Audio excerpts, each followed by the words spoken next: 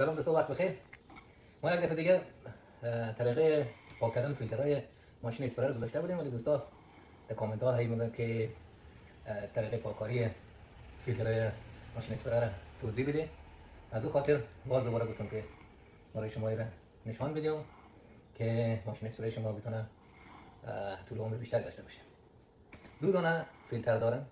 هر دفعه شما بگیرین اگر تبدیل بکنید خب قیمت نیست، یک $20 $30 هزینه میبره.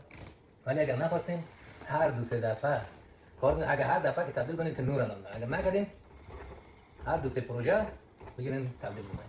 یک فیلتر کلان اینجا است، میبینید شما در آوردم این چقدر آشغال گرفته اینجا. این آشغالا را اینا باعث از این میشه که فشار در ماشین اسپری زیاد بشه و احتمال سوختنش بالا مونه. یک دونه دیگه هم در خود گان چیز است اسپری چوچه دیگه. این قسمت ها کامل رنگ گرفته. این سه دانه رو میبرین قشنگ میشورین اینجا بیاین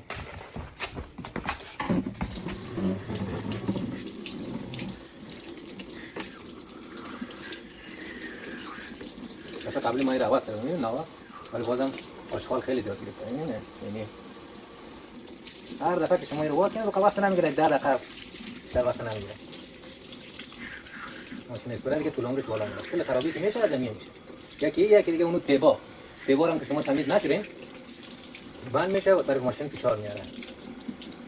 مهمه این دو دانه فیلتر. یکی شوشین پس سر جای زدین دیگه بخیر ماشین اسپری نفس میشه. مستر میرزایی از کالیفرنیا آمریکا.